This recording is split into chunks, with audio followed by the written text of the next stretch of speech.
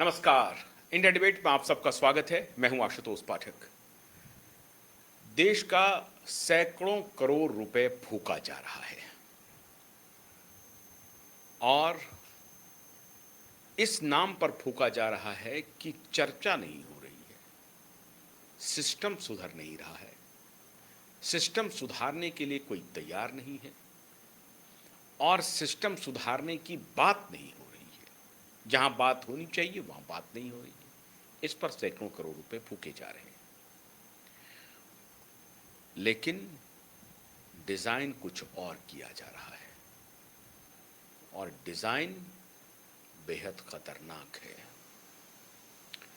हम अपोजिशन में हैं, हमारी सिर्फ ये जिम्मेदारी है कि बाय हुक एंड क्रुक सत्तारूढ़ पार्टी को सत्ता से बाहर कर दो। और ये काम जो सत्तारूढ़ पार्टी है वो भी कई बार करती रही है, लेकिन जो जो पार्टी है वो भी राजनीति करेगी, पॉलिटिक्स करेगी, तो उनको तो पॉलिटिक्स करने का पूरा हक है, क्योंकि तब आप भी करते थे। ये आरोप लगता है, लगेगा भी। लेकिन खैर,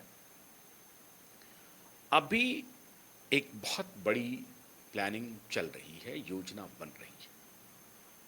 उस योजना के बारे में मैं आज आपको बताने जा रहा हूं, लेकिन ये बताने के पहले मैं एक बार फिर आपसे अनुरोध करता हूं, आप हमारे OTT प्लेटफॉर्म prakashtv.in हिंदी में, अंग्रेजी में QI.in, इसको जरूर लॉग इन करें। इससे हमारा बहुत बड़ा सहयोग होगा आपका हमारे प्रति। और हमारे जो अन्य सोशल मीडिया प्लेटफॉर्म हैं, X और Facebook, उसको भी फॉलो करें। इससे भी आप हमें मदद कर सकते हैं।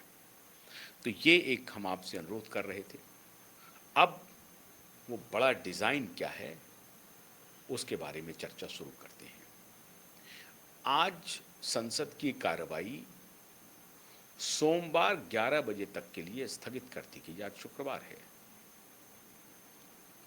केवल और केवल अय्यासी चल रही है, अय्यारी के साथ अय्यासी चल रही है, धोखेबाजी के साथ साथ अय्यासी चल रही है। दिल्ली का मौसम सुहावना हो गया है, बारिश हो रही है, हर तरफ हरियाली है।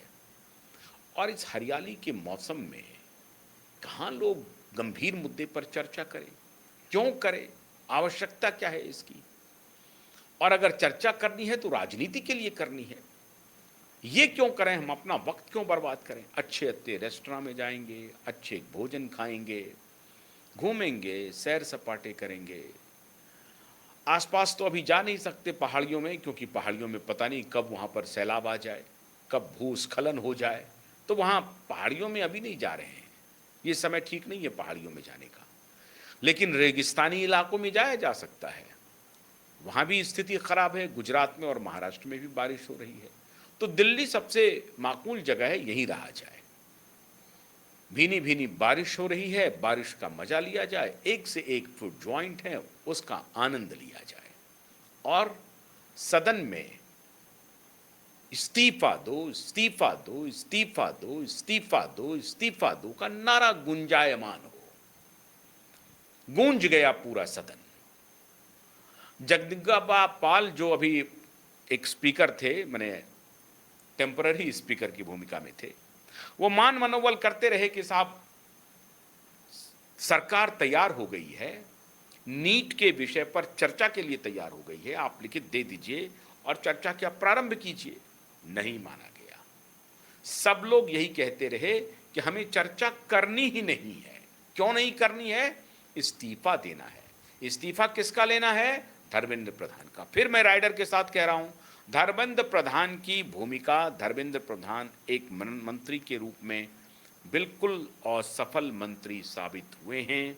उन्होंने ठीक से मिनिस्ट्री को नहीं संभाला। अब उनमें उनकी कितनी भूमिकाएं नहीं है, लेकिन ये बात फिर मैं उस राइडर के साथ कि अगर पूरे कैबिनेट को बदल सकते हैं, मुख्यमंत्री सहित बदल सकते हैं, तो इन्हें बदलने में क्या जा रहा था? खैर, कोई बात नहीं है।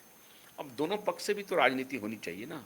तो चल रही है, एक तरफ से राजनीति, एक तरफ दूसरी तरफ से राजनीति, वो चलेगी। सोनम वांगचुक ने एक वीडियो जारी किया है, वो आप सबने देखा है। फिर मैं आपको दिखाने की कोशिश कर रहा हूं, आप देख लीजिए। 1 मिनट का वीडियो है। और सोनम वांगचुक से जो सवाल आप पूछ सकते थे वो ज़रूर उसका कि जवाब सोनम वांगचुक जी ने दिया धर्मेंद्र है। प्रधान जी के सुनिए, सुनिए, इस्तीफे पे सुनिए। क्या हुआ। पहली बात तो इस बात पे वो अभी मुझे कोई आश्वासन नहीं दे पा रहे थे कि ऐसा कब होगा। और संसद के फर्श पर तो इस पे चर्चा होगी ही।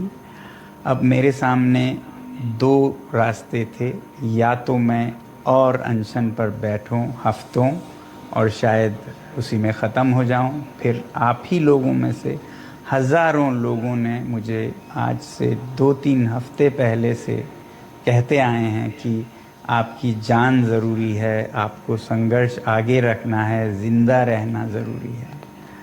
मगर मैं ये भी नहीं मानता कि हमने ये हासिल नहीं किया है। दोस्तों, मेरा दिमाग अलग तरह से चलता है। अगर वो ऐसा नहीं करते, इस्तीफ़ा नहीं देते, तो इससे हानि हमें या बच्चों को नहीं होगा, सरकार को खुद होगा। इस छोटे से मुद्दे को न टालकर वो खुद अपनी हानि कर रहे हैं। बल्कि दे देते इस्तीफ़ा तो कब से उनका ये सारा नुकसान रुक जाता। और उसके बाद ये कह रहे हैं कि ये तीनों माने मांगे जो थी मेरी वो मान ली गई है कि हम जो बच्चे जिन्होंने सुसाइड की है उनके परिजन को क्या कॉम्पनसेशन मिले, उचित कॉम्पनसेशन दिया जाएगा और सदन में चर्चा की जाएगी। सोनम वांगचुक मान गए। सोनम वांगचुक कौन है? सोनम वांगचुक को तो कांग्रेस पार्टी ने पहले ही डिक्लेयर कर रखा है कि वो मोदी के एजेंट हैं। अरविंद केजरीवाल तो सिर्फ इसलिए उनको पकड़ के लाए थे कि वो 10 दिन से अधिक फास्ट करने का उनका अनुभव है।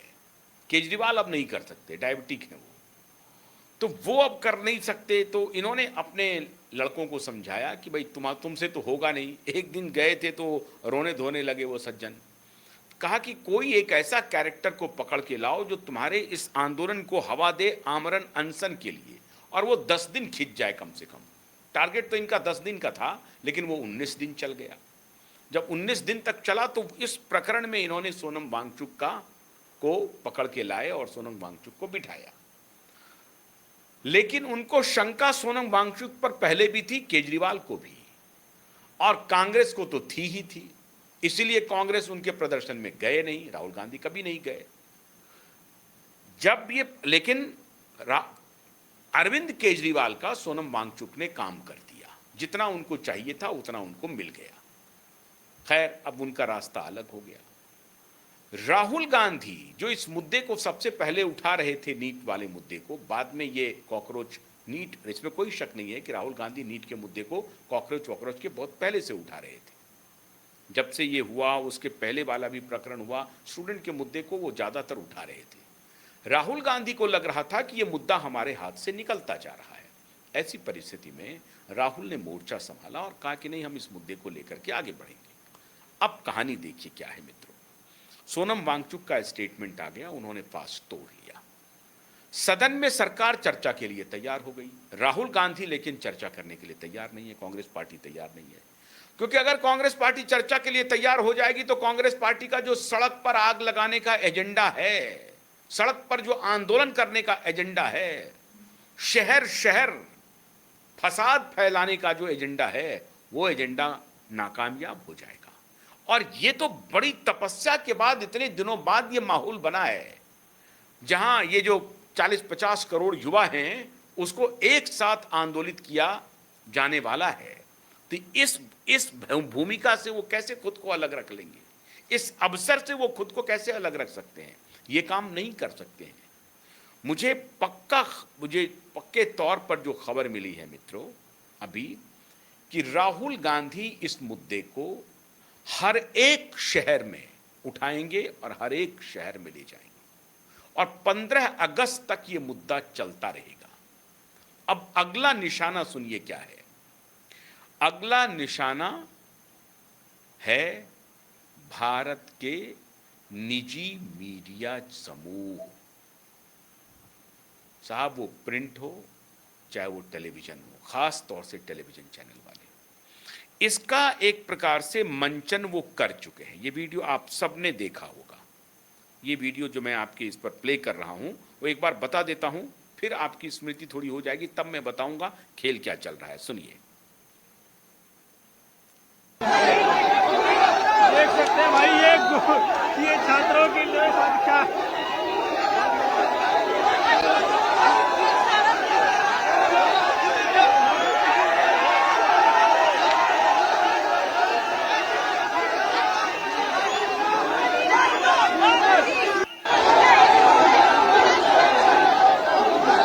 देख सकते हैं भाई, ये छात्रों की जो संख्या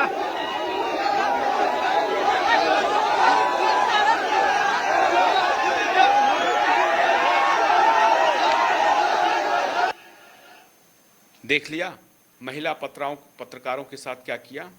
और ये टाइम्स नाउ के डिजिटल एडिशन के या टाइम्स ग्रुप के ये जर्नलिस्ट हैं, उनके साथ इन्होंने क्या किया। कुछ देर तो ये पत्रकार बदहवास रहे, इनको कुछ पता ही नहीं चल रहा था कि हम कहाँ हैं, क्या हो गया हमारे साथ। इनका फ़ोन गायब था, सब कुछ। ये इस स्थिति के लिए तैयार नहीं थे। खैर कुछ देर के बाद ये कूल डाउन हुए, उसके बाद इन्होंने अपनी आप बीती बताई कि क्या हुआ उनके साथ। अब ये खबर आ रही है कि निजी मीडिया समूह के जो पत्रकार वहां जा रहे हैं उनको प्रदर्शनकारी टारगेट कर रहे हैं। और ये प्रदर्शनकारी कौन है? ये प्रदर्शनकारी हैं एक खास विश्वविद्यालय से संबंधित कुछ गुंडे एलिमेंट, सभी विद्यार्थी नहीं, खास विश्वविद्यालय से जो प्रदर्शनकारी हैं सारे स्टूडेंट गुंडे नहीं हैं। कुछ गुंडा तत्व उस खास विश्वविद्यालय की आड़ में जंतर मंतर पर हर रोज पहुंच रहे हैं, हर रोज। और देश भर से कुछ गुंडे तत्वों का अलाइनमेंट किया जा रहा है, जिसमें नेपाल से भी कुछ लोग आ रहे हैं, जिनको कि नेपाल में प्रदर्शन करने का अनुभव था।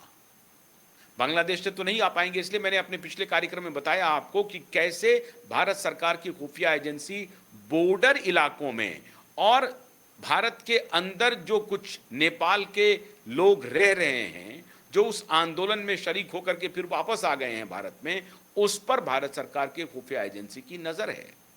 कल इसी जगह पे अमेरिकी नागरिक भी पाए गए हैं, उन्होंने भी हंगामा किया है। या अमेरिका में रहने वाले इंडियन सिटीजन जो हैं वो पहुंचे हैं वहां से, गोरे प्रतीत हो रहे हैं, अब पता नहीं अमेरिकी नागरिक हैं कि इंडियन नागरिक हैं, लेकिन आए हैं अमेरिका से और यहां प्रदर्शन कर रहे हैं। इसके अलावा जो हवा बनाई जा रही है, जो विदेशी मीडिया में, जैसे बर्लिन की खबर आप देख सकते थे, वहां पर किस प्रकार के आंदोलन हो रहे हैं। अब इन सबको मिला करके इनकी तैयारी है भारत के निजी मीडिया संस्थानों पर हल्ला बोलने की। लेकिन बस एक परेशानी हो रही है इस बीच में, एक ही कबाब में हड्डी बन रहा है, और वो हड्डी है उत्तर प्रदेश के श्रीमान योगी मुख्यमंत्री जी। इनको डर है, अधिकतर मीडिया संस्थानें जो निजी मीडिया चैनल हैं, अधिकतर मीडिया समूह, वो सारे के सारे लगभग नोएडा में हैं, उनका हेडक्वार्टर नोएडा में है। फिल्म सिटी और उसके आसपास एक्सप्रेसवे पे ये सारे मीडिया संस्थान हैं, जो कि दिल्ली से महज 5-10 किलोमीटर की दूरी पर है। मतलब जो कनॉट प्लेस है वहाँ से अगर आप कहेंगे तो 12 से 14 किलोमीटर की दूरी पर कनॉट प्लेस से ये सारे संस्थान शुरू हो जाते हैं। कोई 15 किलोमीटर, कोई 20 किलोमीटर, इसी रेंज में है। 15-20 किलोमीटर के रेंज में ये सारे मीडिया संस्थान हैं। तो चूंकि दिल्ली से नज़दीकी है, अगर वो गुड़गांव सेंटर रखते हैं तो काफ़ी लंबा जाना पड़ेगा कनॉट प्लेस से। लेकिन कनॉट प्लेस से जो सेंट्रल दिल्ली है, जहाँ पर पार्लियामेंट है, प्रेस क्लब है, या और जो अलग इम्पॉर्टेंट इंस्टीट्यूशंस हैं, उससे काफ़ी करीब आपके कैंपस को रहना होता है। तो उस हिसाब से नोएडा एक माकूल जगह है, और नोएडा एक सिटी के रूप में जिस तरह से पिछले 5-10 वर्षों में डेवलप हुआ है, ये मीडिया संस्थानों के लिए बहुत ही माकूल जगह है। तो यहाँ पर अधिकतर मीडिया संस्थानें हैं जिनके हेड ऑफिस हैं। अब मीडिया संस्थानों को, अभी तक तो पत्रकार पर हमला कर रहे थे, अब उनका इरादा है कि मीडिया संस्थानों का घेराव करो। लेकिन उत्तर प्रदेश की मोयोगी पुलिस पूरी तरह से अलर्ट है। उत्तर प्रदेश का जो लोकल एरिया इंटेलिजेंस यूनिट है, LAIU, उसको पूरी तरह से अलर्ट पर कर दिया गया है। और जो उत्तर प्रदेश के खास तौर से नोएडा में या उन इलाकों में जहां पर मीडिया के संस्थान हैं, उसमें चाक चौबंद कर दिया गया है। उनकी सिक्योरिटी को थोड़ा और बढ़ा दिया गया है, विजिलेंस में रख दिया गया है। और पुलिस एक प्रकार से नाकेबंदी तो सीधे रूप में नहीं कर रही है, लेकिन जिस तरह से उनके वाइट ड्रेसेस में या सिविल ड्रेसेस में जो उनके इंटेलिजेंस के लोग हैं, पुलिस के लोग हैं, वो जगह ब जगह डेरा जमाए हुए हैं। और उनको लग रहा है कि इस मीडिया संस्थान के ऊपर हो सकता है कि किसानों के भेष में कोई आ जाए, छात्र के भेष में ना आए, हो सकता है किसानों के भेष में आए, कोई ट्रैक्टर ट्रॉली से लेकर के चले आए। हर तरह की देखिए योजना बनाई जा रही है। और इसीलिए राहुल गांधी को संसद में चर्चा नहीं करनी है। संसद में चर्चा करके वक्त बर्बाद करेंगे, प्लानिंग करेंगे ना, कहां आंदोलन करना है, कहां पर घेरना है, क्या घेरना है। तो ये भी इनपुट मिल रहे हैं कि मीडिया संस्थानों को छात्र ना घेरे बल्कि किसान घेर ले, किसान के भेष में कोई ट्रैक्टर ट्रॉली वहां पर पहुंच जाए। ये सारी कवायदें चल रही हैं और ये छन करके खबरें आ रही हैं। तभी मैं आपको बता रहा हूं, ये जब लोगों से बातचीत मैं कर रहा हूं, पता करने की कोशिश कर रहा हूं कि उनकी स्ट्रैटेजी क्या है, उनकी नीति क्या चल रही है, अब अगला पड़ाव क्या है, तो उसके अगला पड़ाव में ये खुल करके आ रहा है कि नोएडा में चूंकि स्टूडेंट को ये लोग उस तरह से नहीं कर पाएंगे, बाहर से आ नहीं पाएंगे, तो इनको, क्योंकि नोएडा में जो एजुकेशनल इंस्टीट्यूट्स हैं वो ज़्यादातर प्राइवेट इंस्टीट्यूट्स हैं, और प्राइवेट इंस्टीट्यूट्स के बच्चे इस तरह से आएंगे कि नहीं आएंगे कहना मुश्किल है। तो ऐसी परिस्थिति में उनको दिल्ली से ही उन स्टूडेंट को लाना पड़ेगा या बाहर से स्टूडेंट को आना पड़ेगा। अब वो जमात यहां पहुंचेगी तो कैसे पहुंचेगी?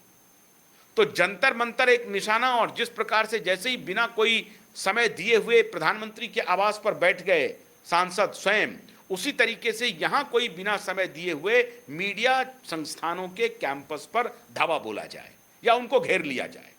उससे माहौल बनेगा, इससे इसलिए माहौल बनेगा, इससे माहौल बनेगा फिर जो लिगेसी मीडिया है उसको दिखाना अनिवार्य हो जाएगा कि देखिए हमारे मीडिया संस्थान को इन्होंने घेर लिया है। और ये फिर माहौल बनेगा देश भर में कि चलो अब तो मीडिया को घेर लिया, मीडिया को बदनाम करो, उसको गोदी मीडिया कहो, ये मीडिया कहो, लेकिन स्ट्रैटेजी ये है कि सोशल मीडिया पे तो हम छा गए हैं, लिगेसी मीडिया भी कवर कर रही है, लेकिन हमने खुद ही उसको कवर नहीं करने दिया है। अब इसको दूसरे तरीके से कंपेल किया जाए मीडिया को कि उनकी मजबूरी ऐसी हो जाए कि उनको ये दिखाना ही पड़े। अगर हम उसके संस्थान के बाहर चले जाएं, उनको कहीं से घेर लें या उस रास्ते को घेर लें और मीडिया हाय हाय करने लगें, गोदी मीडिया कहने लगें, गोदी मीडिया कहने लगें, तो ये मीडिया संस्थान की फिर मजबूरी हो जाएगी कि देखिए साहब ये तो हमारे यहाँ पहुँच गए, गुंडे पहुँच गए, चाहे गुंडा। अब इनको गुंडा कहने का कोई फर्क नहीं पड़ रहा है, इनको मालूम है कि वो ये चला रहे हैं नैरेटिव कि नहीं ये तो गुंडा कहेंगे ही, ये तो देश विरोधी कहेंगे ही, ये इस नैरेटिव में लेके जाना चाहते हैं। अब देखिए नैरेटिव कैसे सेट कर रहे हैं। राहुल गांधी को देखिए, संसद में चर्चा नहीं करवा रहे हैं। अब एक फ्रेम मैं आपको दिखाना चाहता हूं, बड़ा इंटरेस्टिंग फ्रेम है।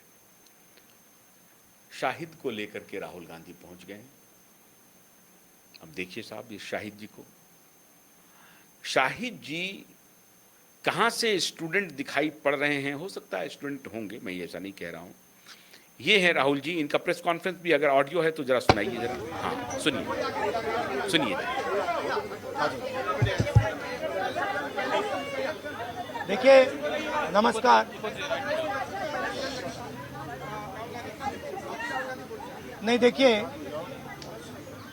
आप बोल रहे हो कि पैलेट गन लगी है, मगर मैं ये समझाना चाहता हूं पैलेट गन कब लगी है। पैलेट गन तब लगी है जब मेरे भाई हिंदुस्तान का तिरंगा लिए ऐसे पीसफुल प्रोटेस्ट कर रहे थे। सरकार ने कहा है कि कोई पैलेट गन यूज नहीं हुई। कहा है ना, ये देखिए, ये है पैलेट गन, थोड़ा घूम जाए, इसको कहते हैं पैलेट गन, इसको कहते हैं पैलेट गन। ये शाहिद जी नीट की ठीक है, तैयारी कर रहे और थे शायद। इनकी आंख डैमेज हो गई है, इनकी आंख से इनको दिखाई नहीं दे रहा है। तो ये हमारे फ्यूचर है हिंदुस्तान के। ऐसे हजारों युवाओं पर पैलेट गन चलाई गई है, लाठी चलाई गई है, मारा गया है, पीटा गया है। और ये क्या कर रहे हैं? पीसफुल प्रोटेस्ट कर रहे हैं। क्यों कर रहे हैं? इनका पेपर लीक हुआ है। इन्होंने पुलिस का एग्जाम किया, मेहनत की, सालों मेहनत की, और फिर एक दिन इनको बताया गया कि भैया पेपर लीक हो गया है, आपके पास 60-70 लाख रुपए नहीं है, जिसके पास है वो पेपर नहीं है, जिसके पास है वो पेपर खरीद के चला गया, वो पेपर खरीद के। अच्छा, तो वो ये नीट के नहीं थे, ये पुलिस के हैं। हाँ ठीक है, बोलते जाइए। पेपर खरीद के चला गया।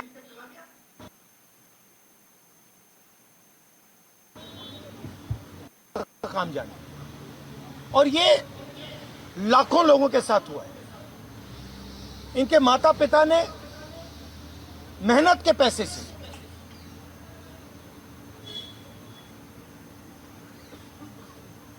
इनको अपॉर्चुनिटी दी। तो सरकार को झूठ बोलना बंद करना पड़ेगा। सरकार ने हमारे फ्यूचर पर आक्रमण किया है, और फ्यूचर क्या कह रहा है? फ्यूचर सिर्फ 3 चीजें कह रहा है। पहली बात, जो एजुकेशन मिनिस्टर है, जिसके कारण ये हुआ है, जिसके कारण ये बाहर निकले हैं, पीसफुल प्रोटेस्ट किए हैं, जिसके कारण पेपर लीक हो रहा है, उसको सैक किया जाए। दूसरी मांग कि ये जो हमारे फ्यूचर पे गोली चलाए हैं, लाठी मारे हैं, उन पर कार्रवाई होनी चाहिए। और तीसरी मांग कि नरेंद्र मोदी जी, जो पूरे सिस्टम के ऑपरेटर हैं, वो ऐसे जैसे युवाओं से माफी मांगते हैं। इनका फिजिकल डैमेज हुआ है। मैं आपसे कह नहीं सकता हूं कि इनकी आंख बचेगी नहीं बचेगी। इनकी कोई गलती नहीं है। तो ये 3 मांगे हैं। हमारे स्टूडेंट्स को मारना बंद कीजिए, धमकाना बंद कीजिए, और ये मांगे पूरी कीजिए। यही मैसेज है। देश भर में मित्रों, देश भर में, मैं पूरी जिम्मेदारी के साथ ये बात कह रहा हूं, देश भर के पुलिस की तरफ से बोल रहा हूं, देश भर की पुलिस की तरफ से, केवल दिल्ली पुलिस नहीं, देश भर की पुलिस की तरफ से कह रहा हूं, एक भी जगह अगर स्टूडेंट, चाहे वो लाखों की संख्या में क्यों ना हो, अगर वो शांतिपूर्ण मार्च करते हुए चलें, अपनी मांग रखें, तो पुलिस कहीं भी लाठीचार्ज नहीं करती है। और ऐसी परिस्थिति में जहां हजारों सैकड़ों की संख्या में हैं, लेकिन हां, जब ऐसी परिस्थिति हो जाती है, जब आप एक सीमा के बाहर जाने लगते हैं, तो फिर पुलिस को कार्रवाई करनी पड़ती है। और इस क्रम में जहां जहां भी हुआ है, इसमें कोई शक नहीं है कि बच्चे नाराज हैं, गुस्से में हैं, इसमें कोई शक नहीं है।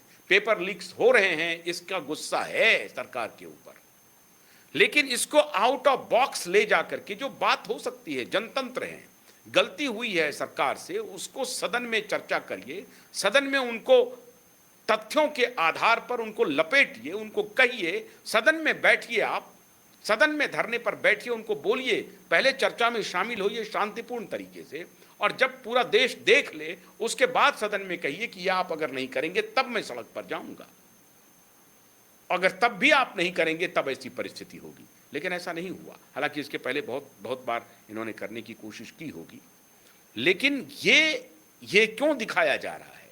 ये इसलिए दिखाया जा रहा है कि स्टूडेंट को ये मैसेज दिया जाए कि पुलिस बर्बरतापूर्ण काम कर रही है।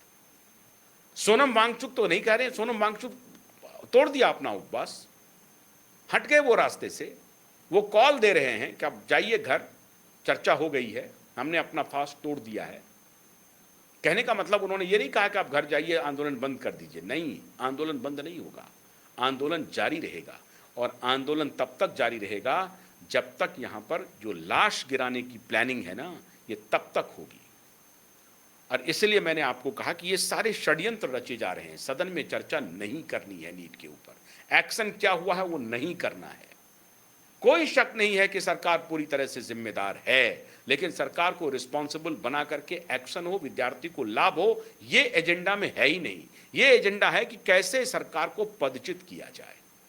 और अगली जो प्लानिंग है जो मैंने आपको बताई वो है मीडिया की। लेकिन मैं फिर से मीडिया संस्थानों से भी कह रहा हूं कि आप भी अलर्ट रहिए, पुलिस से भी कह रहा हूं कि आप सभी अलर्ट रहिए। हालांकि योगी की पुलिस है तो डरने की जरूरत नहीं है, योगी से ही डर है इनको थोड़ा सा, तो ये डरे हुए हैं। लेकिन आइडिया इनका यही है, सदन में नहीं सड़क पर, और सड़क पर नहीं कैमरे के सामने, कैमरे के लिए और कैमरे को, ये प्लानिंग बन रही है। सतर्क रहिए, होशियार रहिए। बहुत बहुत शुक्रिया, नमस्कार।